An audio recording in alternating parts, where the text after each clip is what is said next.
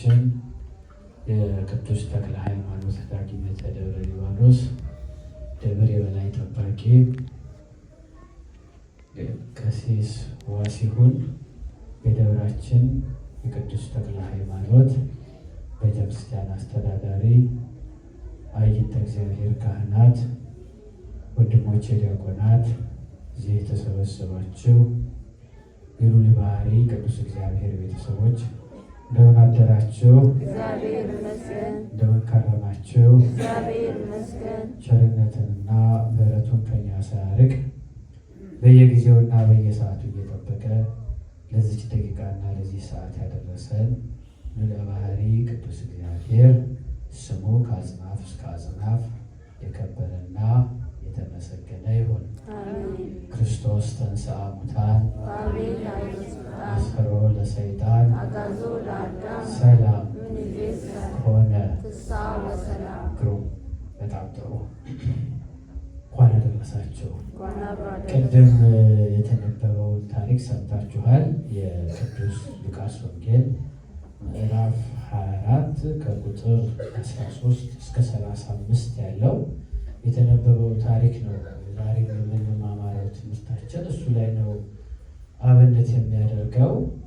ያውም ሁልጊዜ በየዓመቱም እንደምትሰሙት የኤማሆስ ተጓዦች ወይም በኤማሆስን ጉዞ የተጓዙት ሁለት ወዳጃሞች ጉዞ የጌታችን የመድኃኒታችን የኢየሱስ ክርስቶስ ተከታይ የሆኑ የሁለቱ የቅዱስ ሉቃስና የቅዱስ ቆሌባ እንደውም አንዳንድ ጊዜ የኒቆዲሞስና የቅዱስ ሉቃስ ጉዞ ይባላል። ያ ጉዞ ነው ዛሬ የተነበበው ታሪክ። መድኃኒታችን ኢየሱስ ክርስቶስ እስከ ዕርገቱ ጊዜ ድረስ ለደቀ መዛሙርቱ ወደ 5 ጊዜ ተገልጦላቸዋል። ከመገለጦቹ ውስጥ ሁለተኛው የዛሬው የቆሌዮጳና ሉቃስ ጋር አብሯቸው የተገለጠላቸው ታሪክ ነው። ይህን ታሪክ ነው ዛሬ ቅድም በቅዱስ ወንጌሉ ላይ የተነበበው። ቅድም በእርጋታ ሆናችሁ ካልሰማችሁት አንድ ጊዜ ላንብበላችሁና ወደ ዕለቱ ትምህርት እንሄዳለን።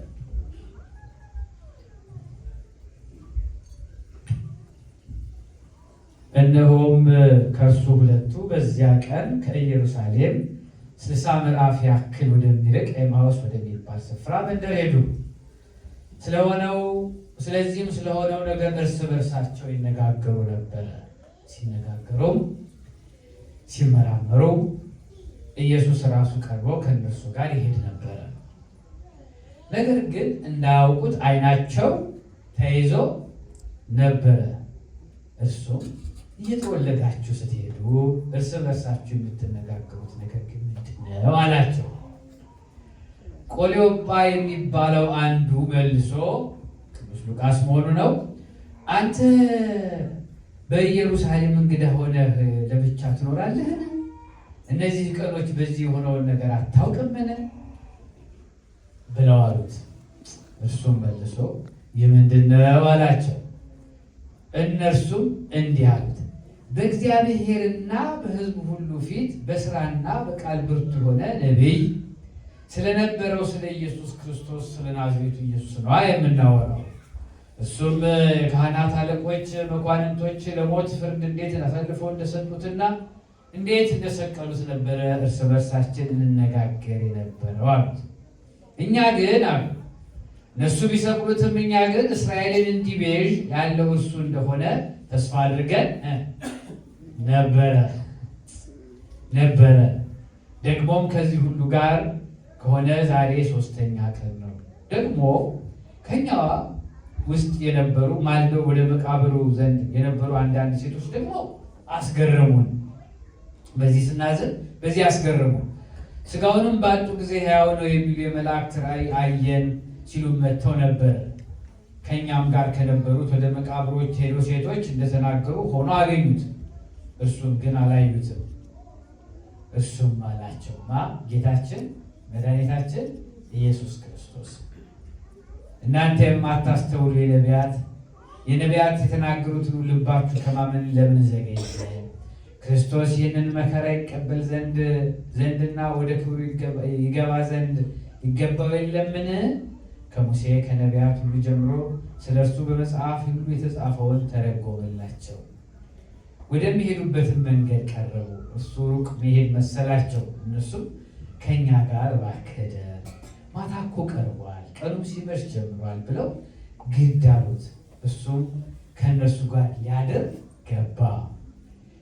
ከእነርሱም ጋር በማዕድ ተቀምጦ ሳለ እንጀራውን አንስቶ ባርኮ ሰጣቸው። ዓይኖቻቸው ተከፈቱ አወቁትም። እርሱም ከእነርሱ ተሰወረ። እርስ በርሳቸው በመንገድ ሲናገር መጽሐፍትን ሲከፍትልን ልባችን የሚቃጠልብን አልነበረምን ተባባሉ። በዚያችም ሰዓት ተነስተው ወደ ኢየሩሳሌም ተመለሱ።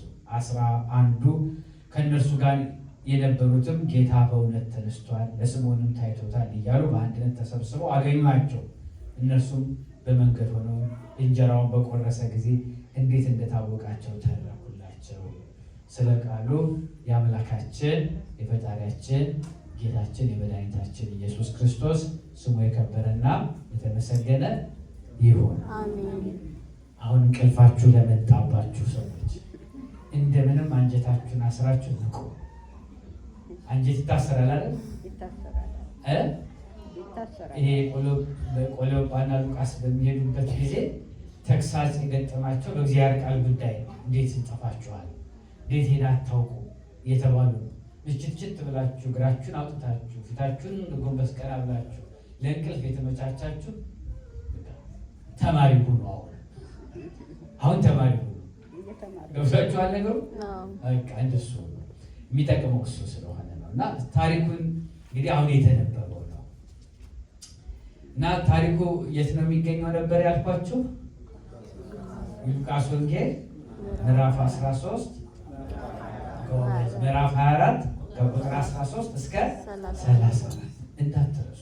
ቤትም ስትሄዱ የተማራችሁትን ይሄንን በአይነ ህሊናችሁ ብቻ ሳይሆን በጽሁፍም አንብባችሁ ታሪኩን መያዝ። ታሪኩን ከያዛችሁት በኋላ ቤተክርስቲያን የሚሰጠው ትምህርት ደግሞ ታሪኩ እንዴት ከህይወት ጋር እንደሚያያዝ፣ በቤተክርስቲያን አንጻር ደግሞ ያን ታሪክ እንዴት መረዳት እንዳለባችሁ የሚነገረውን ትይዛላችሁ። ማስታወሻ የያዘ ለዓመት ስንቅ ይሆነዋል። ያልያዘ ደግሞ የቃል ለራሱ ብቻ ይጠቅመዋል። ለልጆቹ ግን የሚሰጠው የለውም። ገብቷችኋል? በጽሁፍ ስለሌላችሁ እኮ ነው የምትሰጡት የሚጠፋባችሁ። ማስታወሻ መያዝ፣ ከዚያ በኋላ መልሳችሁ እያነበባችሁ ራሳችሁን እውቀታችሁን ማጎልበስ ያስፈልጋል። የእግዚአብሔር ቃል በየቀኑ ስትማሩት የሚደመር ሀሳብ መሆን አለበት። ይህንን ቅዱስ ቃል ያስቀመጠልን የቅዱስ ሉቃስ ነው። ቅዱስ ሉቃስ ከ72ቱ ቅዱሳን አርድእት መካከል የሚመደብ ቅዱስ ሐዋርያ ነው። ቅዱስ ሉቃስ በሐዲስ ኪዳን ካሉት 35 መጽሐፍቶች 2ቱን የጻፈልን አባታችን ነው። ቅዱስ ሉቃስ የሉቃስ ወንጌልንና ግብረ ሐዋርያትን፣ ግብረ ሐዋርያት ታውቃላችሁ? የሐዋርያት ስራ የሚለውን መጽሐፍ የጻፈልን ቅዱስ ሉቃስ ነው። ሁለተኛው ሰው አብሮት የነበረው ቅዱስ ቆሊዮጳ ወይም ኒቆዲሞስ ነው። አብሮት የነበረው ቆሊዮጳ ሉቃስን ነው። ሄርመን ሉቃስ ያው አንድምታው ላይ ቅድም ጠዋትም ደግሞ ሲነበብ ታምረ ኢየሱስ ላይ በስነ ስርዓቱ ማምሎታል። ኒቆዲሞስ ብሎ ነው የጠራው እና ኒቆዲሞስን ነው። ኒቆዲሞስ ደግሞ ታውቁታላቸው፣ የአይሁድ አለቃ የነበረ በጣም የተማረ በጣም የጎበዘ ትልቅ ሰው፣ መጽሐፍትን የሚነግሩ በሚያው ከእውነት ሊማር ደግሞ ማታ ማታ ጌታችን ጋር ይመጣ የነበረ ይማር የነበረ አዋቂ ነው።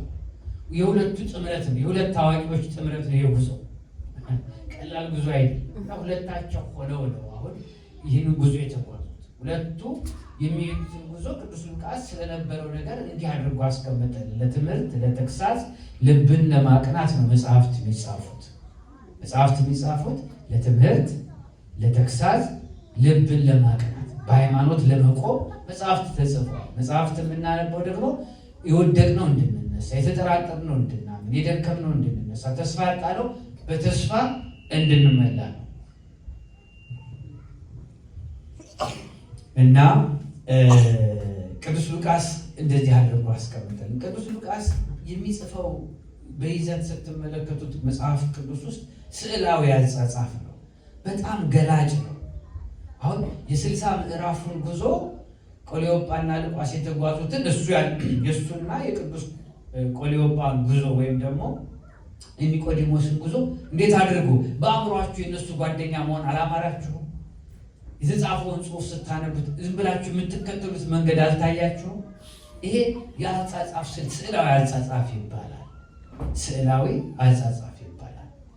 እና እነሱ 60 ምዕራፍ ያክል ጉዞ ከፊታቸው እንዳለ ከኢየሩሳሌም ሊሄዱ እንደወሰኑ የነበረው ደግሞ ሁኔታ የሐዘንተኛ ጉዞ ነው። በእውነት በአእምሯችሁ አስቡት። ተስፋ አድርገነው የነበረው እስራኤልን ይቤዣል ብለን ያሰብነው አይሁድ በክፋታቸው እርሱን ሰቀሉት።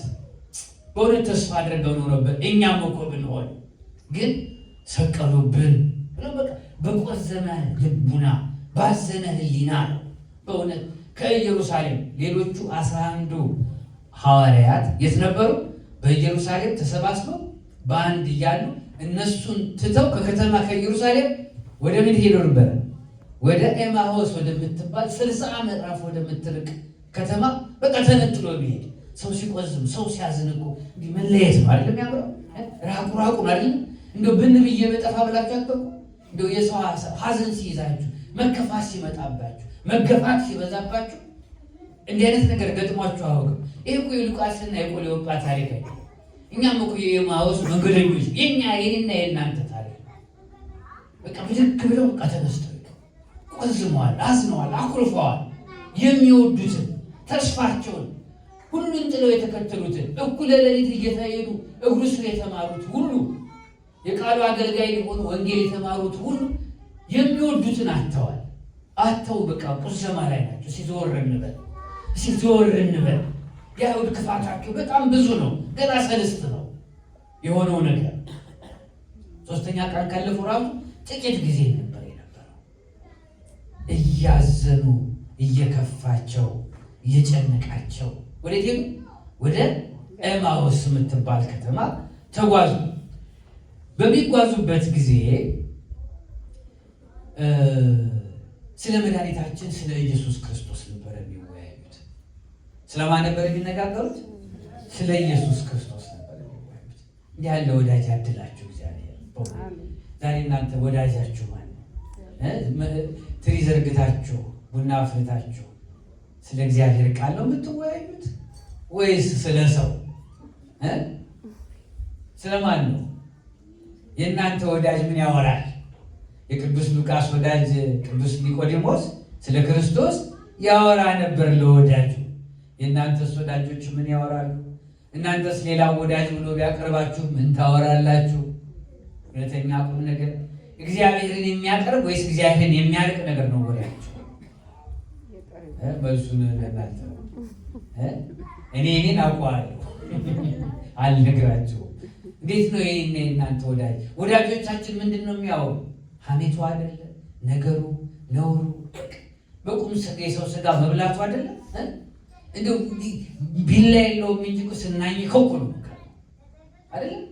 ያለ ነገር እንደማይገባ የእነኚህ የሁለቱ ወዳጃሞች የክርስቶስ ተከታዮች የእውነተኞቹ ክርስቶስን የሚወዱቱ ስለሱ ትዝታውን ይዘው እያዘኑ ስለነበረው ነገር ይወያዩ ይነጋገሩ ነበር። ሲተነትኑትም ነበር። እንዴት ነበረ የሆነው? ምን ነበረ የሆነው እያሉ በእውነት እንዲህ ያለ ደግሞ በጎ ንግግር፣ መልካም ንግግር፣ ቅን ንግግር፣ ንጹሕ ንግግር፣ ነውር የሌለበት ንግግር፣ ነቀፋ የሌለበት ንግግር እግዚአብሔርን ግድ ይለዋል በመካከል እንዲገኝ። እንዲህ የተወያዩ እያለ ስለዚያ ደግ ሰው፣ ስለዚያ ብርቱ ሰው በእውነት ሲገጡት እንኳን ራሱ ኢየሱስ ክርስቶስን እንዲሁ ስለዚያ ብርቱ ጌታችን ጠጋ አለና እንደው ምን ሆናችኋል? እንደው ምን ነው ተክዛችኋል? ደግሞ ፊታችሁ ምን ሆኗል? ጠውልጓል አላቸው። ሐዘንተኛ የሆነ ሰው መቼም ፊቱ ሊፈካ አይችልም። የሐዘንተኛ ፊት የፊት ነጭ ፊት የሚወዱትን የሚመኩበትን አለን የሚሉትን ሁሉም ጥለው የተከተሉትን ያጡ ናቸውና በጣም አዝነዋል። ምነው ጠወለጋችሁ ልጆቼ? ምነው ደከማችሁ ልጆቼ?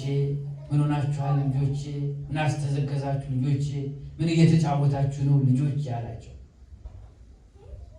የእኛ ጌታ የእኛ መድኃኔዓለም የትህትናን ስራ ከልዕልና ጋር ያስተባበረ ነውና ባላዋቂ ስጋ ለባሲነት እንደ ሰው በሰው መካከል ሰው ሆኖ ተመስሏቸው በደካማ ሥጋ ባላዋቂ ሥጋ በሚመስል ቋንቋ ምንድን ነው ብሎ ጠየቃቸው። እሱ ግን እነሱን ያውቃቸው ነበረ፣ እነሱ ግን አላወቁትም። አንተ ደግሞ ለሀገር እንግዳ ለሰው ማዳነህ እንዲህ አሉት ለባለቤቱ ለእርሱ። እንደው እስኪ ጉዳዩን ንገሩኝ እስኪ በዝርዝር እንደው ልስማው አለ። አሁን ተመልከቱት፣ እነሱ ስለ ኢየሱስ ክርስቶስ ያላቸውን መረዳት የሚያምኑትን፣ የተከተሉትን፣ የወደዱትን፣ ያጡትን መቼም እንደው በቁም እያላችሁ አክባሪያችሁ ስትሞቱ ደፋሪያችሁ ብዙ ነው አይደለም? በቁም እያለ ጋሽንትና ነው አይደል? ከዚያስ አይበለውና ከሆነስ ያ አይመለስም በሚል እኮ ነው ያ። እነኚህ ግን የገለጡት ቅዱስ ሉቃስና ቅዱስ ኒቆዲሞስ አንተ አልሰማህም እንዴ? የጊዜህን ናዝሬት ከተማ ነዋሪ አይደለህም እንዴ? ስለዚያ ደግ ሰው አያችሁ፣ ይኸው እንዴት እንደገለጡት። ስለዚያ ደግ ሰው፣ አዋቂ ሰው፣ ብርቱ ሰው፣ የተናገረው ነገርና የሚሰራው የሚሰምርለት ሰው ስለዚያ ጉዳይ አልሰማህም ነበር እንዴ አሉት። አባቶቻችን በትርጓሜያቸው እንዲህ ነበረ ያሉት፣ እንዲህ ነበረ የገባቸው። ስለሚያውቁት እውነት ነው አሁን የሚመሰክሩት። እውነት በመከራ ውስጥም እውነት ነች። በደስታ ብቻ አይደለም የእውነት ምስክር፣ በሐዘን ውስጥም እውነት ሆና መቀመጥ አለባት። ብዙ ጊዜ አደራ የተባለ ሰው የኑዛዜ ቃል የተነገረው ከሞቱ በኋላ የሚዘነጋ በራሱ መልክ ቀይሶ በራሱ መልክ ምን አድርጎ ገልብጦ የሚናገር ወስላታ ንግግር የሚናገር ብዙ አለ። በእውነት በተሰፈረበት ቦታ ማይገኝ በተሰጠው ልክ የተቀበለውን መያዝ የማይችል እግዚአብሔር ከሱ ይሰውራል። ቆሌዮጳና ሉቃስ ግን ስለ መድኃኒታችን ስለ ኢየሱስ ክርስቶስ ያደግ ሰው ያብርቱ ሰው የተናገረው የሚሰምርለት ቢያደርግ ደግሞ ምንም እንከን የማወጣለት ስለ እርሱ ነው የምናወራው። ደግሞ የሚሰራው ሰው በሰውም በእግዚአብሔርም ዘንድ ደግሞ የተወደደ ነው። ለማን ነው የሚነግሩት? ለራሱ ለባለቤቱ። እንደ አራሚ እኮ መምህርና ተማሪ ቢሆኑ ቢያርምላቸው ራሱ እዛው እኮ እሱም የሚሰጠው አይደል? እዛው እኮ ነገራቸው፣ እየታዘበ አዳመጣቸው። የሚያዳምጠን እሱ እንዲህ ነው የሚያይ። ታዲያ ሲነግሩት ለሱ ይህንን ሰው የካህናት አለቆች ወሰዱና ምን አደረጉት? ሰቀሉብን። እኛ ደግሞ አሉ አሁን ትንሽ ፈተናቸው እኛ ደግሞ እሱን ሰቀሉብን። እኛ ደግሞ እስራኤልን ይታደግልናል ያድናቸዋል ብለን ተስፋ አድርገንበት ነበረ። አሁንስ ተሰበረ እንደማለት ነው። ትንሽ ተስፋ መቁረጥ ማለት አሁን በቃ ወደዛ የምንሄደው እኮ በቃ ነበረ በቃ አሁን አልቋል ነገር እኮ እንደማለት ነው። ሰብር ማለት ነከሩት። ከዚያም ደግሞ ይሄ እንዲስባት ልቡናችን ተሰብሮ በነበረ ጊዜ ሴቶች መጡና ኧረ ከመቃብሩም የለም ሄደን ስንመለከትን ማታ ነው ተነስቷል ብለው ደግሞ የሚባል ወሬ ደግሞ ሰማን። ደግሞ ሌላ ተስፋ ሰማን። ግን ይሄ ደግሞ እንዴት ሆነ ብለን ስንጠይቅ ደግሞ ግራ ይገባናል። ከዚህ ሰዓት ጀምሮ መድረኩ ማን ተቀበላቸው? መድኃኒተ ዓለም ኢየሱስ ክርስቶስ ተቀበላቸው። እናንተ በነቢያት የተጻፈውን ነገር ቅዱስ ኒቆዲሞስን ታስታውሳላችሁ አይደለም? ለሁለተኛው ወቀሳ እሱ አንተ የእስራኤል መምህር ስትሆን ሳል የሚባለውን ተነግሮታል አይደል? ዛሬም ድጋሚ ይህንን የተጻፈውን በነቢያት በአባቶች የተነገረውን ተዘነጋላችሁ እንዴ? ስለ እኔ ሙሴ እኮ አስቀድሞ የእባቡን ነገር ሲነግራችሁ አታስተውሉም? እኔ ቅዱስ ዳዊት እንዲህ አለው፣ ኢሳይያስ እንዲህ የተናገረው፣ ኋላም እነ ዕንባቆም የተናገሩት ይሄ ሁሉ እኮ ትንቢት ስለ ሞቴ፣ ስለ መገረፌ፣ ስለ መሰቀሌ፣ ስለ መነሳቴ እኮ ነበረ። ይሄውን ሁሉ ታሪክ መምህራነ ቤተክርስቲያን ሆናችሁ አዋቂ ሆናችሁ ሳለ እንዴት ዘነጋችሁት ብሎ ሁሉንም ሙሴም የተናገረውን ትንቢት፣ ኢሳይያስም የተናገረውን ትንቢት፣ ቅዱስ ዳዊት የተናገረውን እነ ዕንባቆም የተናገሩትን ሁሉም ተረጎመላቸው። መጽሐፍ ቅዱስ ትርጉም አያስፈልገውም። ሁሉም እንደፈቀደ ሁሉም እንደወደደ ማንበብ ይችላል። ለምንለኛ ልክ እንዳለ አይደለ? ማን አስተማረ? ለነኚህ ምሁራን፣ ለነኚህ ሊቃውንተ ቤተክርስቲያን፣ ለነኚህ ቅዱስ ኒቆዲሞስና ቅዱስ ሉቃስ በእውቀታቸው ላይ ምን አደረገላቸው? እውቀት ጨመረላቸው። እያብራራ እያመሰጠረ አስተማራቸው፣ ተረጎመላቸው። ከመረዳታቸው በላይ ሌላ ተጨማሪ መረዳት፣ ከእውቀታቸው በላይ ሌላ አውቀውት የማያውቁትን እውቀት ጨመረላቸው። መጽሐፍ ቅዱስ መምህር ይፈልጋል፣ ተርጓሚ ይፈልጋል። እንደ ሁሉ ያነበበ ይገባዋል፣ ሁሉ ያነበበ ተረድቶታል ደግሞ አይባልም። ተረጎመላቸው። ይህ በሚሆንበት ጊዜ እየጠቀሰና እየተረጎመ በሚነግራቸው ጊዜ ድንገት መንገዱ አለቀ። ጨለማዋም ፀሐይዋ ዘቅዘቅ እያለች ነበርና እንግዲህ ሲመለከቱት እንግዳቸው ሩቅ ተጓዥ መሰላቸውና እንግዲህ መሽቶብሃል፣ ከፊት ያለው መንገድ ሩቅ ነው፣ ከኛ ጋር አደርና ነገ በጠዋት ተነስተን ትሄዳለህ አሉት። ማንን?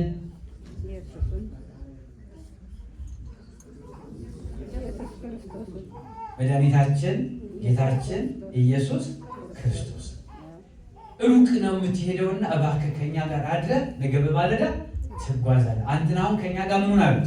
እደር አሉት። እሱም ደግሞ ገብዛቸውን ተቀበለና ከእነሱ ጋር ወደ እነሱ ቤት ገባ። ማዕድ አቀረቡለት። ማዕዱን ምን አደረገ? ባረከ። ቆርሰው ልክ ሲሰጣቸው እነሱ ምን ሆኑ? አይነ ልቡናቸው፣ አይነ ብርሃናቸው ነው እንዴ? አይነ ልቦናቸው ተከፈተላቸው። አይናቸው ታውሮ ነበር። አይነ ልቦናቸው ካጠገባቸው ማን እንደነበረ ሊያዩት የሚያስችሉት አይነ ልቦናቸው ተከፈተላቸው። ልክ ሲከፈተላቸው እሱ ምን ሆነ? ተሰወረባቸው። ያን ጊዜ ማን ካጠገባቸው እንደነበረ አወቁ። እርስ በርሳቸው ታስታውሳለህ? እሱ በሚያስተምርበት ጊዜ በሚተረጉምልን ሰዓት ልቡናችን ምን ይሆን ነበረ? ቀጠለብን ነበር አሏቸው። ቀጠለብን። ይህንንም ካደረጉ በኋላ ይህንን ከተነጋገሩ በኋላ ሊያድሩ የገቡበትን ቤት ሳያድሩበት ተመልሰው ወዴቱ? ወደ ኢየሩሳሌም ትተዋት ወደ መጧት ከተማ ከመገለጥ በኋላ ወደ ቴም ወደ ኢየሩሳሌም ወደ ወንድሞቻቸው ተመልሰው ሄዱ። ስለ ቃሉ የአምላካችን ስም የተመሰገነና የከበረ ይሁን። ታሪኩ ይሄ። ከዚህ ምንድን ነው የምንማረው? ምን ይዘን እንሂድ? አሁን ታሪኩን የማወቅ አንድ የትምህርት ክፍል ነው። ታሪኩ ይሄ ምንድን ነው የምንማረው? ከዚህ ታሪክ የምንማረው የቆሊዮጳና የሉቃስን ታሪክ አይደለም፣ የኔና የእናንተን ታሪክ ነው። የኔና የማንን ታሪክ ነው? የእናንተን ታሪክ ነው።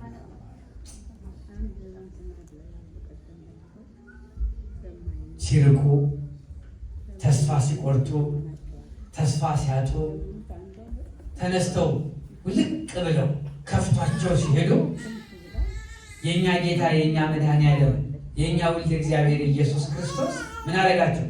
ቀረባቸው። አያችሁ? ተስፋ ሲቆርጡ ሲርቁ ማን የቀረባቸው? ማን የቀረባቸው?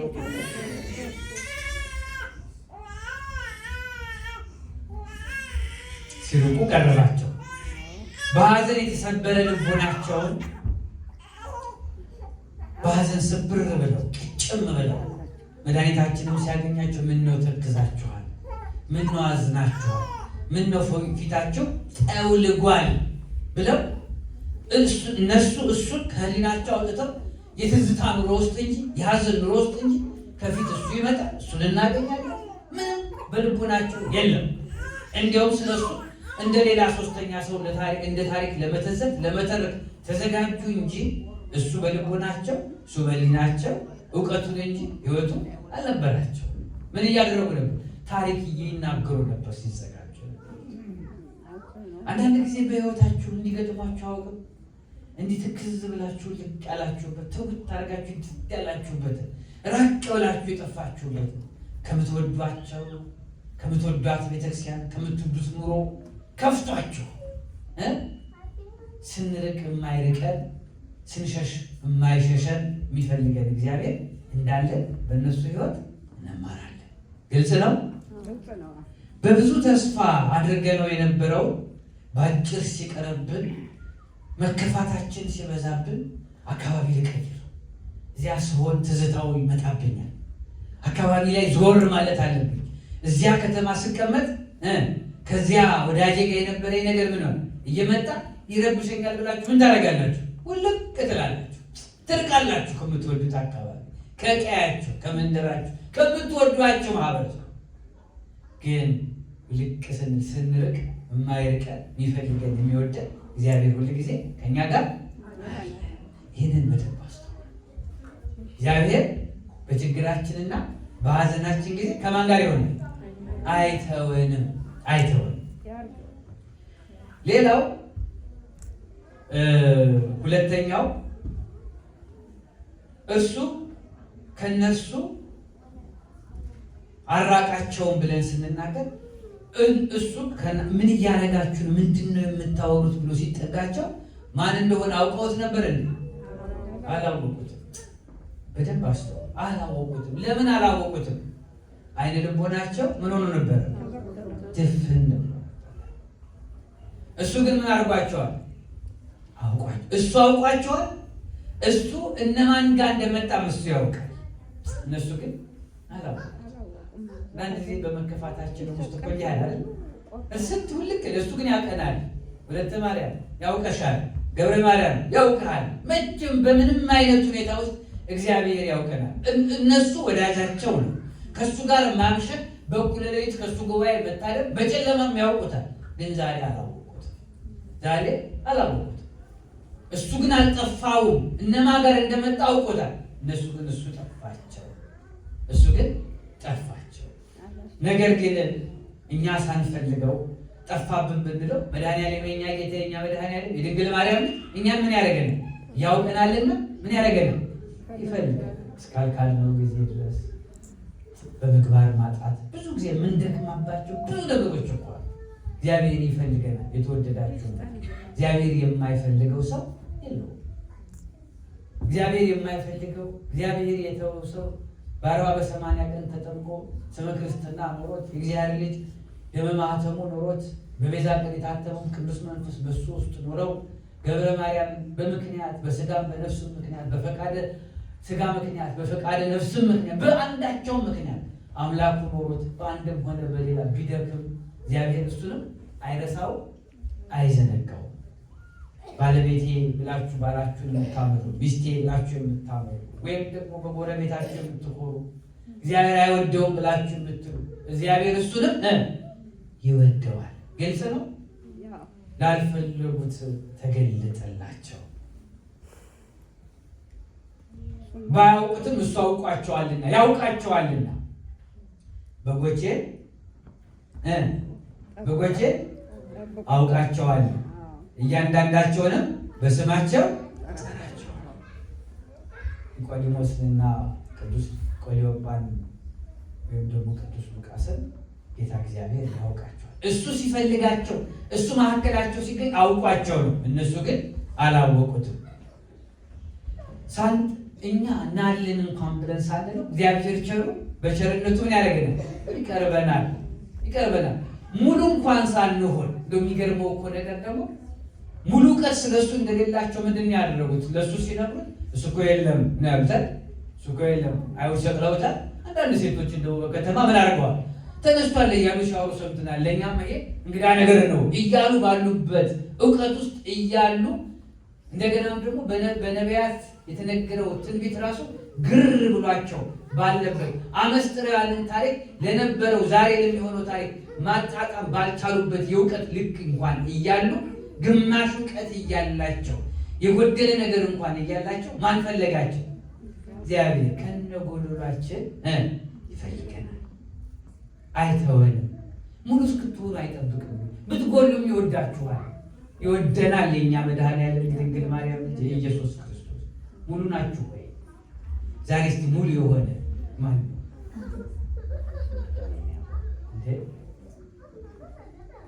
አሁን በቮት ነው የምናደርገው። ሙሉ ነኝ የምትሉ እንደኔ እጃችሁ ነው። ሙሉ ነኝ የምትሉ ምንም ጎዶሎ የለብኝም እንከን የለብኝም የምትሉ እንደምን ነው? እሺ ጎዶሎ አለብኝ የምትሉ እንደኔ እጃችሁ ነው። ከሁለቱም የለውበትም የምትሉ ጎዶሎም አይደለም ሙሉም የተኛችሁ ናችሁ ያላወጣችሁት ማለት ነው። አልሰማንም ነበር ይላሉ ከጎን ነበር ያለው ምናምን። ሁላችንም ምን አለብን? ጎዶሎ ነገር አለ። ግን እግዚአብሔር ይተወናል? አይተወንም። ስለዚህ ከነ ጎዶሏችንም እንምዳ። ልባችን እየተቃጠለ መጥቶ ምን ያደርገን? ያስተምረናል።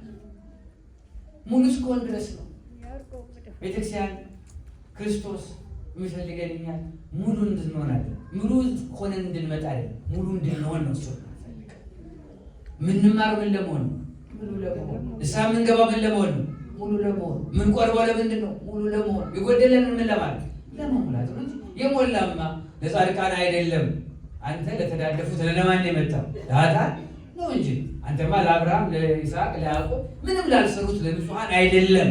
ይልቁንም ለተዳደፍኩት፣ ለጎደልኩት፣ በበደል ለወደቅኩት ለእኔ ነው አንተ የሞትከው አይደለም ነው ለጎደል ነው ለእኛ ነው።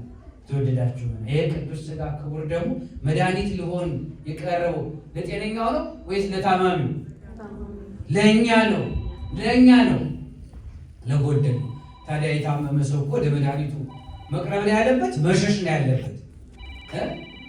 መልሱ እንጂ መሸሽ ነው መቅረብ ነው ያለበት። ታዲያ ወይታላችሁ የታላችሁ ታዲያ ሕፃናቱ መጡ፣ ምንም የማያውቁት ንጹሐኑ እነሱ ተቀበሉ፣ አለቀ አይደል? እናንተስ እስክትሞሉ ነው የምትጠብቁት? ከነ ጎደሏችን እግዚአብሔር ይፈልገናል። ምን ሊያደርገን? ምኑ ሊያደርገን? ደቀ መዛሙርቱ ሁሉ ሲሆን በመካከላቸው እንዲህ ሲያወራቸው እያወራቸው እያደመጡት እየሰሙት እየነገራቸው መጽሐፍትን እየተረጎመላቸው አጠገባቸው የቆመው ማን እንደሆነ ምን ይላል? አላወቁትም ነበረ። እንደምን ቢሉ አይናቸው ማወቅን ተስኖት። አይናቸው ማወቅ ተስኖት። አይን ማወቅ ማለት ምን ማለት ነው? ልቡናቸው ታውሮባቸው ነበረ። ምንድን ነው የልቡና መታወር? አራተኛው ነጥብ የአይን መታወር። የአይን መታወር፣ የአይን መንፈሳዊ አይን፣ ልቡናዊ አይን። የቅርፊት አይን አይደለም። የቅርፊት አይንማ ነገሩንም ያግበሰብሳል። መረብ ነገር ነው አይደለም። እናጠማችሁ ላዛጋችሁት እኔ ስለሚታየኝ ሁላቸውም መልክ በደንብ ነው ማያቸው። ደግሞ እንድትይዙልኝ ቁም ነገሩን ስለምፈልግ ነው። እና በጣም አድርገው አጠገባቸው ሆነው እያወራቸው ያሉትን ሳያዩ ድምፁን እየሰሙ በቃ ዝም ብለው ያዳምጣሉ። ማን እንደሆነ ካጠገባቸው። ሰው ለምንድን ነው አይነ ልቦናው የሚታወረው? አይነ ቅርፊቱ በአደጋ ነው አይደለም? አይነ ልቦናስ በምንድን ነው የሚታወረው? አስተዋይነት በምን ትጠፋለች?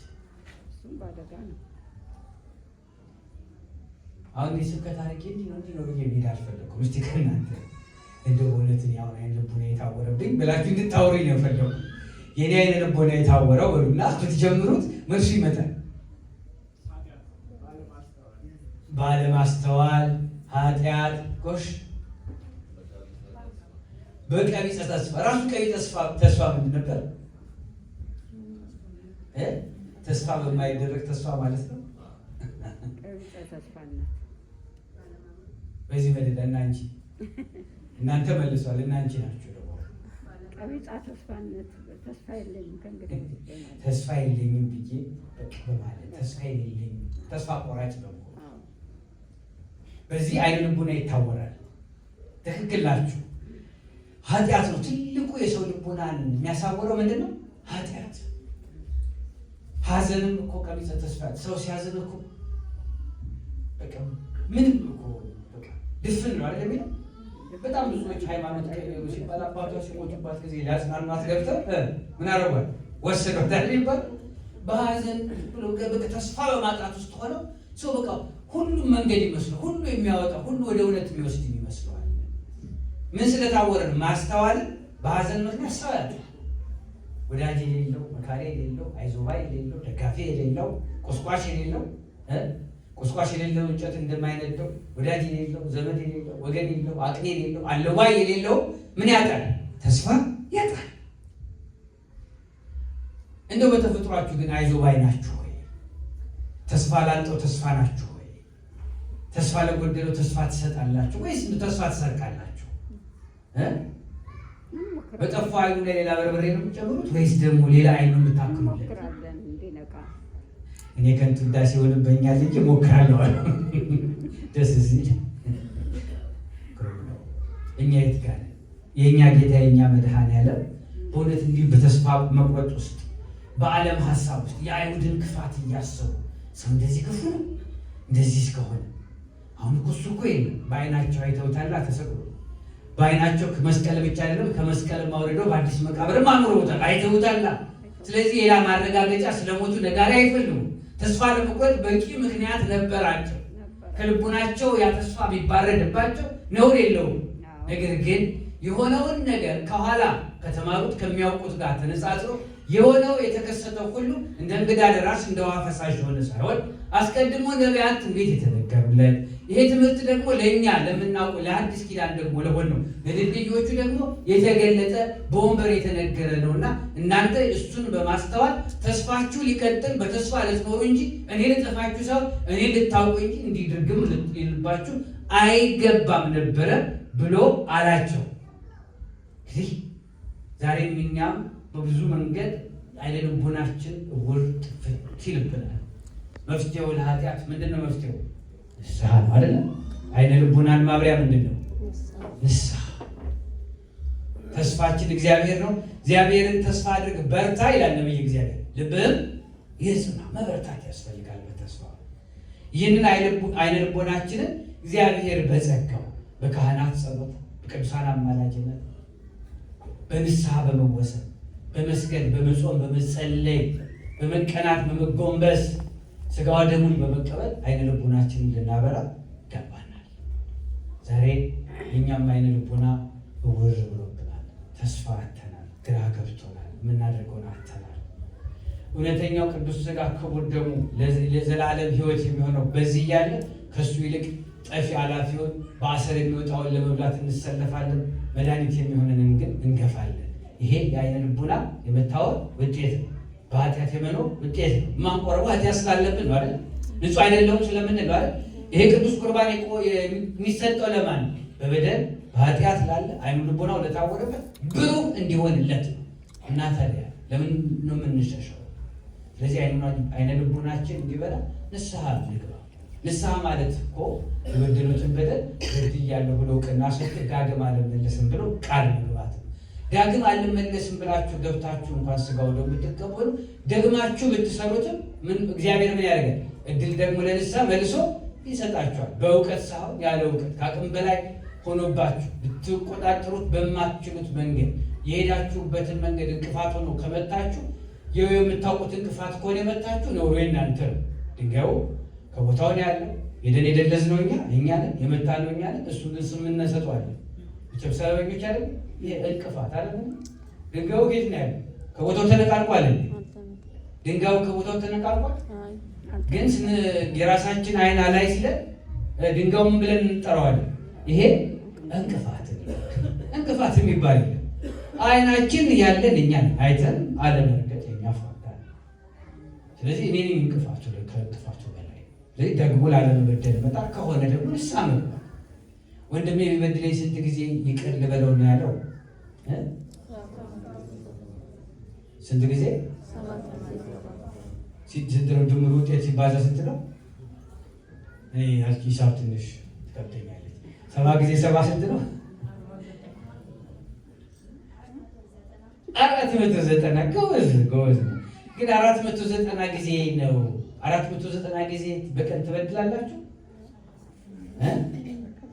በየቀኑ 490 ይቀየራል። 00 የሆነና ደግሞ የሚቀጥለው ቀን 490 አዲስ ይሰጣል። ስንት እያደረሳችሁት ነው? ወደ ላይ ነው ትጨርሱታላችሁ እንዴ?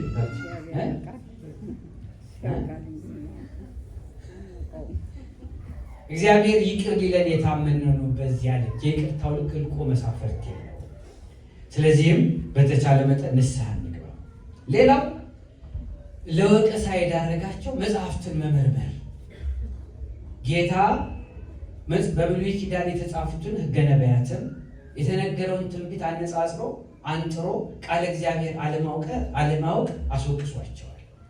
እንዴት ነው እናንተ መምህራን እግዚአብሔር ሆናችሁ አዋቂ ሆናችሁ ለምንድን ነው ይህን ማስተዋል የተሳናችሁ? ምዕመናንማ እንዴት ይፈረድባቸዋል እናንተ ማሳታውቁ ብሎ በጣም አድርጎን የገሰጻቸው። እኛ የቤተክርስቲያን ልጆች፣ የሰንበት ተማሪዎች፣ የቤተክርስቲያን የሰባካ ጉባኤ አባላት ወይም ደግሞ የዚህ አጥቢያ ቤተክርስቲያን ምዕመናን በየቀኑ የምንመጣ እሑድ ያልጎደለብን በየቀኑ የምንማረው ምን ነው? ሥላሴ ስንት ናቸው?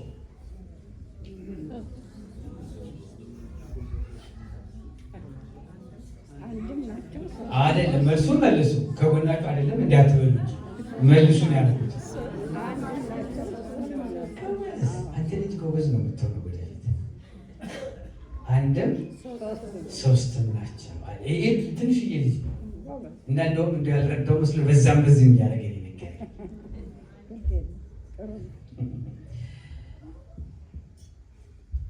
ሚስጥረ ሥጋዌ ምንድን ነው ለእናንተ? ሚስጥረ ጥምቀት መሰረታዊ የመዳን ትምህርት 5ቱ አዕማደ ምስጢር ያለነኝ መሰረት ሃይማኖት አልቆም። እነኛ የሚፈጸሙባቸው ደግሞ እኛና እናንተ ከምስጢር ጋር የምንገናኝበት ደግሞ ድልድይ በሚታይ አገልግሎት የማይታይ ጸጋ የሚያሰጠነው 7ቱ ምስጢራተ ቤተክርስቲያን። ከዚያ ደግሞ አልፎ ስለ እመቤታችን አማላጅነት፣ ስለ ታቦት፣ ስለ ጽላት፣ ስለ መላእክት፣ ስለ ዕጣን፣ ስለ ጧፍ፣ ስለ ስግደት፣ ስለ ጾም፣ ስለ ምጽዋት ደግሞ ብዙ እውቀቶች አሉ አይደል? እውቀታችሁ የት ጋር ነው እናንተ? አሁን ጌታችን መጥቶ ቢጠይቀን ማለት ነው። አሁን ቆሌዮጳን ሉቃስ ተወቀሱ እያለን ሲያሳዝኑ እያሉ እኔ ነኝ የማሳዝነው ብሎ እናንተም ብትጠይቁ ትመልሳላችሁ? አታስቀይሙትም? እንደሚጠብቀው ትመልሱለታላችሁ? ቤተክርስቲያን እንደምትፈልገው ትናገራላችሁ? ምን ይጎለናል ማለት ነው? መማር ይጎለናል። ጌታችን ምን ያደረገ ጎዶሏቸውን አይቶ ተዋቸው እንዴ? በቃ አውቁ ብሎ ዞር አለ እንዴ? ምን አደረገላቸው? እያመሰጠረ እየተረጎመ አስተማራቸው። ቤተክርስቲያን ተልእኮዋ ለምዕመናን ልጆቿ የእውቀት ጉድለታቸውን መሙላት ነው። እውቀትም ከመስማት ነውና በደንብ እውነት የሆነውን የሕይወት ቃል መድኃኒታችን ኢየሱስ ክርስቶስ አሰማቸው። የሕይወት ቃል ቃለ እግዚአብሔር ቤተክርስቲያን ዛሬው ለእናንተ ይህንን የሕይወት ቃል ምን እያደረገች ነው? እያደረሰቻችሁ። ከወቀሳ ለመዳን መማር በጣም አስፈላጊ ነው። የቃለ እግዚአብሔር እውቀት እግዚአብሔርን በመከተል ውስጥ ከእግዚአብሔር ጋር በመኖር ውስጥ እግዚአብሔርን በማወቅ ውስጥ ባላወቁት መጠን እኮ ነው የተወቀሱት። ለማወቅ ደግሞ በቂ ዕድል ተሰጥቷቸው ባለማስተዋል ልክ ነው በማስተዋል መጠን እንዲመጡ ነው የነገራቸው። ስለዚህ መተርጎም መመስጠር የሚባለው ነገር ጊዜ ይወስዳል፣ ወንበር ይፈልጋል። ስለዚህ እናንተም ለእግዚአብሔር ቃል ጊዜ ምን አድርጋችሁ ስጡ። ለእግዚአብሔር ቃል ምን አድርጉ ነው ያልኳችሁ? ጊዜ ምን አድርጉ ነው ያልኳችሁ? በቃ ስጡ። ሌላው አምስተኛ ከዚህ ታሪክ ደግሞ የምንማረው እነኚህ ሁለቱ ወዳጃሞች ቀኑ እየመሸ ፀሐይዋ እያዘቀዘቀች እንደሆነ ሲያውቁ የአባቶቻቸው ልጆች ናቸውና ምንድን ያሉት? እባክህ ወዳጃችን እንዲህ አስተማርከን መምህራችን እንደው እየጨለመ እንደው ከፊት መንገድ ላይ ደግሞ ሌላ መከራ ፈተና እንዳይገጥምህ በወንበዴም እንዳትወድቅብን ይሄ ጨለማ እስኪያልፍልህ ጊዜ ድረስ ከእኛ ጋር ግባ።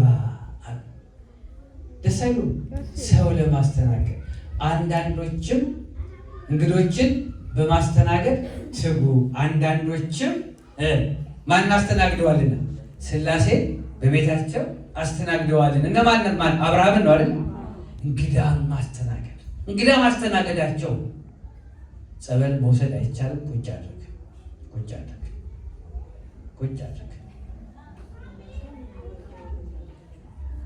እንግዶችን በማስተናገድ ትጉ የሚለው እንግዳ በማስተናገድ ስም አብርሃምን ማንን አስተናግዷልና? ሥላሴን አስተናግዷልና የከበሩትን። አሁን እነኝም እኮ ሥላሴ ሊያስተናግዱ ነው እኮ። አብሯቸው ያለ ምንድን ነው? የዓለም ፈጣሪ ማን ነው? እግዚአብሔር። በተለየ አካሉ በነሳው ሥጋ ማን ብለን ጠራ ነው? ወልድ ኢየሱስ ክርስቶስ ብለን ጠራ ነው እንጂ ራሱ ከሦስቱ አካላት ማን ነው? አንዱ። ስሙ ማን ነው? እግዚአብሔር። እኔን ያየ አብን አየ አይደለም? እኔና አብ አንድ ነን፣ የአባቴን ስራ ባልሰራ አትመኑብኝ። ይህን ያለው ማን ነው? እሱ ማን ነው? ኢየሱስ ክርስቶስ እግዚአብሔር። እግዚአብሔር በእልልታ አረገ የተባለው ያረገው ማን ነው? አምላክ በእልልታ አረገ አይደለ? ኢዩኤል ያለ የአምላክ ማን ነው? ያየነው ሲያረግ የተመለከተው መንፈስ ቅዱስ ነው እንዴ? አብ ነው እንዴ? ማን ነው? ወልድ። ወልድን ማን ብሎ ጠራው? ኢዩኤል እግዚአብሔር በእልልታ አይደል ያለ? እግዚአብሔር። እሱን እግዚአብሔር ሊያስተናግዱ ነው። አያችሁ፣ ቤታችሁን ቤት ነው እንግዲህ ያስተናግዳል። እንግዳ ይመጣበታል፣ እንግዳ ያርፍበታል። አንደኛው በራችሁ ክፍት ነው ወይ ነው። አሁን የሚታየው ደግሞ በር መቃን ያለው ቤትን ማለት ብቻም ደግሞ አይደለም። በደጃፍህ ቆሜ አንኳኳለሁ። ቁጭ አድርገው ጸበሉ። አንተ ትልቅ ስለሆንክ አይቻልም። ቁጭ አድርገው ጸበሉ። ቁጭ አድርገው። ትልቅ ስለሆንክ አይቻልም። ቁጭ አድርገው። በደጃፍህ ቆሜ አንኳኳለሁ። ማንም በጎ ፈቃዱ ሆኖ በሩን ቢከፍትልኝ ምን አደርገዋለሁ? በእሱ ቤት ገብቼ እስተናገዳለሁ። ከእሱ ጋር አብሬ ምን አደርጋለሁ? እራት እበላለሁ። አይደል? ቃሉንም አይዘነጋ። የተናገረውን ቅድም እንኳን ስለ እሱ ደግ ሰው ነበረ ካሉት በኋላ የሚናገረውና የሚሰራው በሰውና በእግዚአብሔር ፊት የሚሰምርለት የተባለው ዛሬ ናና በቤታችን ግባ ሲሉት ምን አደረገ? ቀጥ ብሎ ገባ። ደስ አይልም? በእኛ ቤት መድኃኔዓለም ይግባ። ምክንያቱም ብዙ ይጎደለብናል። እሱ ቢገባ ብዙ የሚያስተካክለዋል። እስካሁን ሰዓት እሱንም ቢጋብዙትም ማን እንደሆነ አውቆታል እንዴ? አላውቁትም። እነሱ የራስንም ሕይወት እኮ ነው የሚያስተካክለው። እግዚአብሔር በሰው ልቡና፣ በሰው ሕይወት፣ በሰው ጓዳ፣ በሰው ልብ ሲገባ ሕይወት ትስተካከል። የነዋሪው ሁሉ በቤት ለዚህ ቤት መዳን ሆነለት እኮ ነው አይደል? ለዚህ ቤት መዳን በቤት ውስጥ ላሉ ነፍሳት ሁሉ ከፍቶ አስገቡት። በዚያም ጌታችን ገባ በቤታቸው። በቤታቸው ሲገባ ያላቸውን አቀረቡለት። ያላቸው በቃ አቀረቡለት። ሲያቀርቡለት የቀረበውን ምን አደረገ? ባረከ። አብራቸው ምን አደረገ? ማዕድ ተቀመጠ። ምን አስተማራቸው? የማዕድ ጸሎት አስተማራቸው። በማዕድ ላይ ጸሎት አድርጎ መብላት እንዴት እንደሆነ አስተማራቸው። መምህራችን ነውና አባታችን ነውና ዛሬም በሕይወታችን እግዚአብሔር እንዲገባ የልቡናችን እስቲ በር ፈቃደኛ ሆነን እንክፈት። ፈቃደኛ ሆነን እግዚአብሔርን ና በቤቴ ግባ፣ ና በልቦናዬ ግባ፣ በኑሮዬ ግባ፣ ሕይወቴና እናስተካክል ሊብን እስቲ ልቡናችንን እንክፈት። ዝግ እኮ ነው የኛ ልቦና፣ ለቃለ እግዚአብሔር ዝግ ነው። ንስሐ ግቡ ሲባል አባን የሚያኮርፍ ምእመን እኮ በጣም የበዛበት ዘመን ነው። ምን አድርጌዎት ነው አባ በዚህ ዕድሜ እንዲገባ የሚለኝ? እንዲያውም ገልብጫው ደግሞ መከራ ነው። ሁለተኛ እንዳይመጡብኝ አባ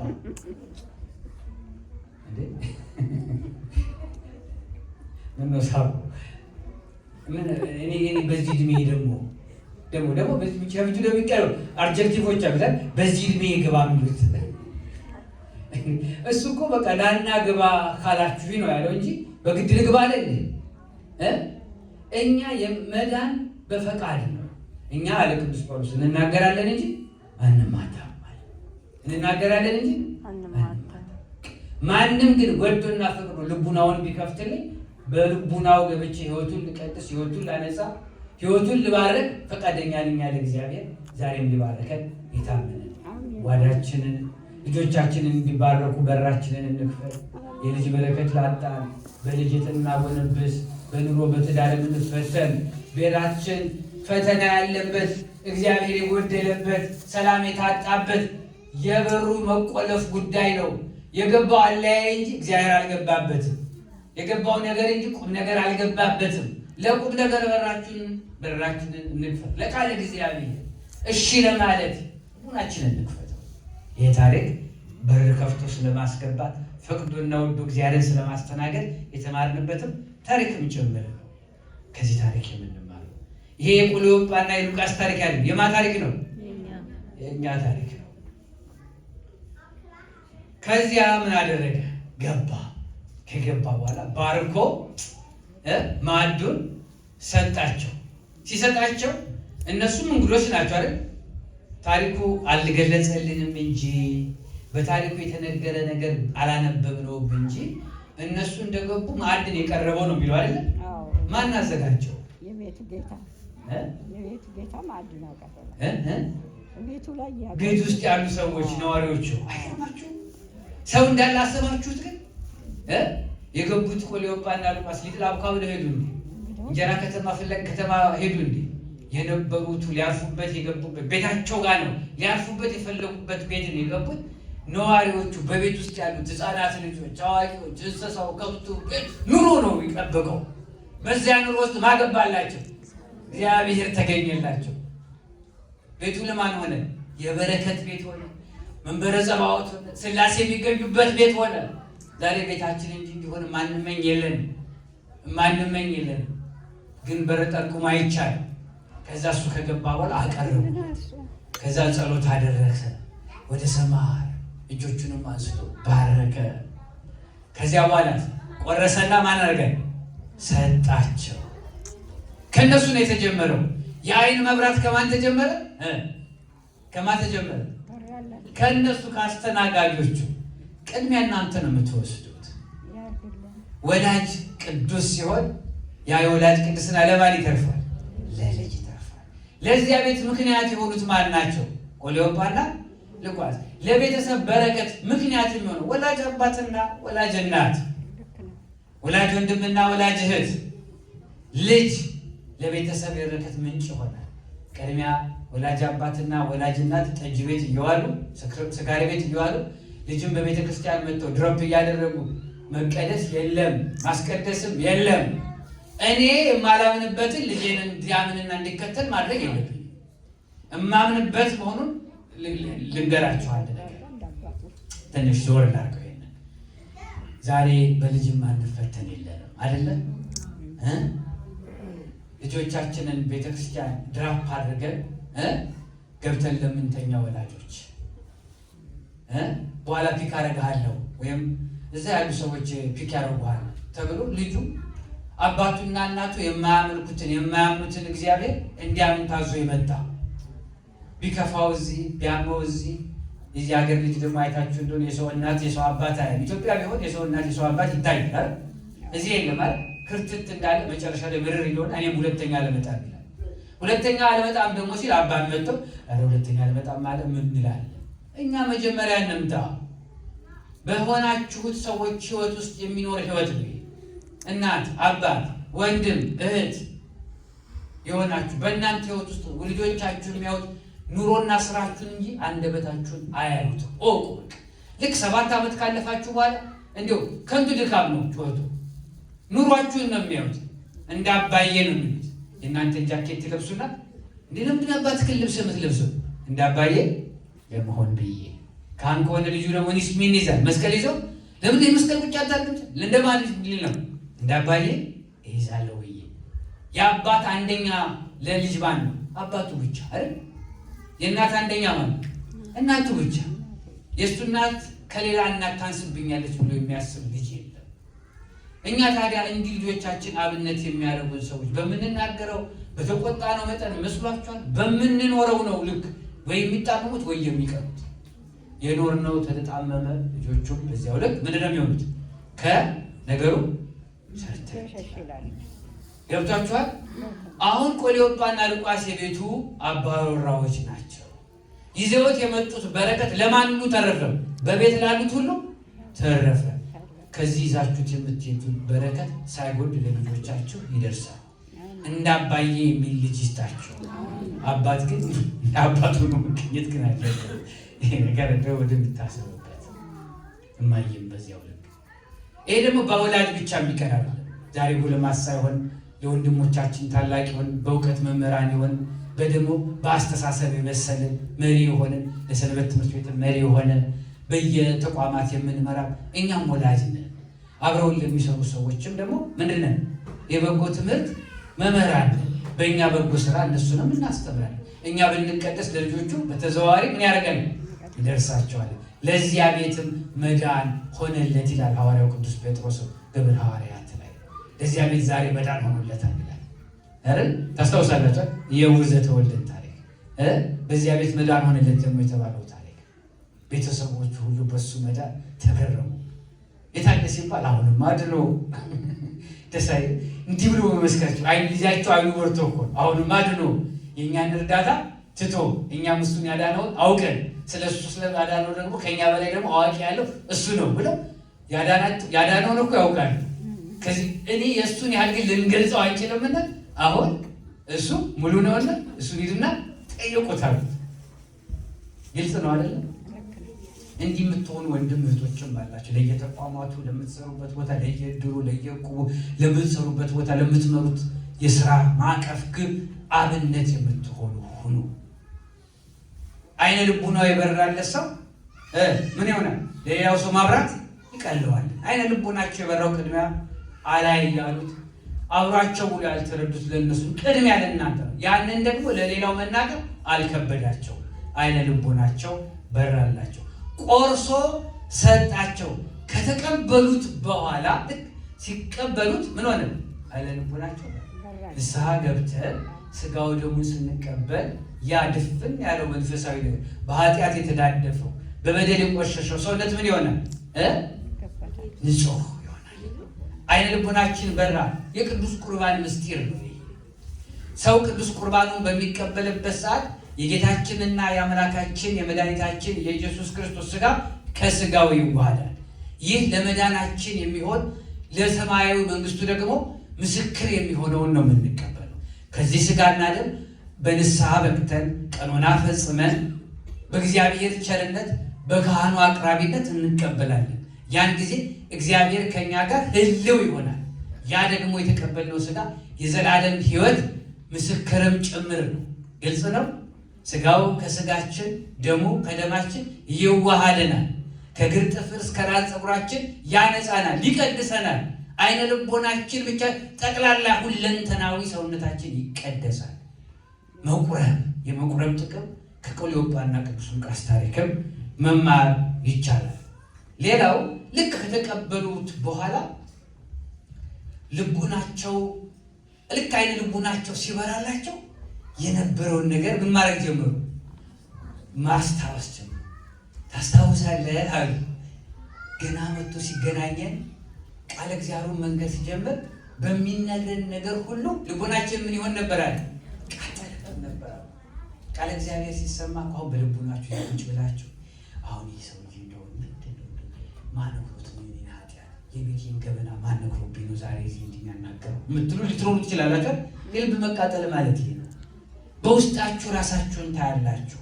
የጎደለባችሁን ሲነካው እግዚአብሔር ሕይወታችሁን መስታወት በቃሉ አድርጎ ስትመለከት የልብ መቃጠል፣ መቆጨት፣ መጸጸት ልቡናችሁ ወደ ላይ ወደታችሁ ሲመጣ ያንን ያስታውሱ። እንዲያ የሚቃጠል የእግዚአብሔር ቃል ደግሞ ምንድነው? እሳት ምንድን ነው እንደሚደረገው አሁን አይታችሁታል። እዚህ ሀገር ላይ ፋሎ የሆነ ምንድነው ጢሻ የሆነውን ነገር ምንድነው የሚያደርጉት? ከሆም ዴፖ የሚገዛ ነገር አይደል? የሆነ እንደ እሳት ማጥፊያ የሚመስል እንዲህ እያደረጋችሁ ትለበልቡታላችሁ አይደል? ከዚያ ምን ያደርገዋል? አካባቢውን ክሊር ያደርገዋል አይደል? በእሳት መለብለብ ታውቃላችሁ? በእሳት እንዲህ ይለበል። መጀመሪያ በቁፋሮ ወይ በማጭድ አይደል? በሚለበልብ ነገር እንዲህ ሲያደርጉት እየተቃጠለ ይጠቁርና ያም ማዳበሪያ ይሆናል። በቀላሉ አካባቢው ይነጻል። የሰው ልቦናም በቃለ እግዚአብሔር እንዲህ መለብለብ አለበት። ነውር ነገር በቃ ውስጥ አንጀት ልብ ኩላሊት ያለ ቢላ ሄዶ ለብልቦ የሚያቃጥላል የሚያራግፈው ነገር አለ። ቃል እግዚአብሔር ያለ ስለት ያለ ቢላ ገብቶ ኦፕራሲዮን የመስራት አቅም አለው በልቦናችሁ ውስጥ። ያ ያቄማችሁት በቂም ሀብታም ሆናችሁበት ደብቃችሁ የጎን ኪስ አድርጋችሁ ያስቀምጣችሁት ሁሉ የተደበቀውን ሁሉ ምን ያደርጋል? ቃል እግዚአብሔር ያንን ሁሉ ነው የሚነካው።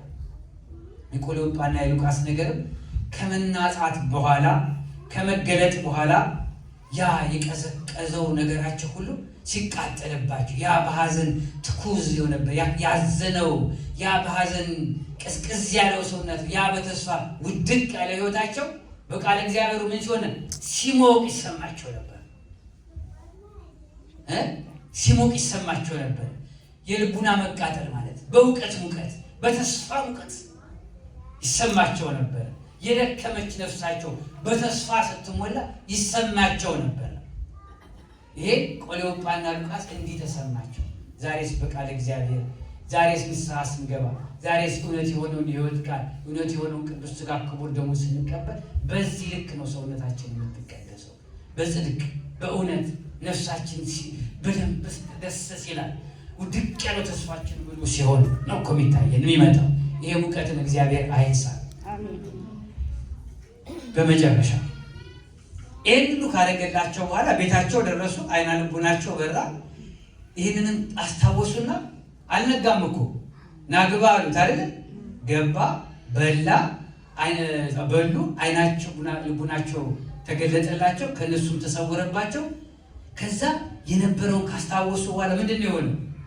አሁንማ አሉ እንዳዘንን አይደለም ያለ ነው። ስንመጣ እያዘንን ነው። አሁን ግን ምን አሉ? ተስፋ የምናደርገው እሱ ተገለጠልን፣ ትንሣኤ ክርስቶስን አየነው። አያችሁ፣ ይሄን ይዞ መተኛት ይቻላል? ትንሣኤን ከሰሙ ተስፋ የሚያደርጉትን ካገኙ በኋላ ያስተኛል? መሸብህ እደር ያሉትን እነሱ ከመሸ ወዴት ጉዟቸውን ጀመሩ? ወትተውት ወደ መጡት ከተማ ወደ ኢየሩሳሌም ተመለሱ። ግዴላችሁ ከንስሐ በኋላ ኤማውስ አትቆዩ፣ ወደ ኢየሩሳሌም ተመለሱ። ኤማውስ አትቆዩ። ኤማውስ የትምህርት፣ ኤማውስ የመለወጥ፣ ኤማውስ የመውጣት የመውደድ፣ ኤማውስ የመውደድ የመውደቅ የመውረድ ምሳሌ ብትሆን ወደ ኢየሩሳሌም መመለስ ደግሞ ምንድን ነው? የተስፋ የደስታ።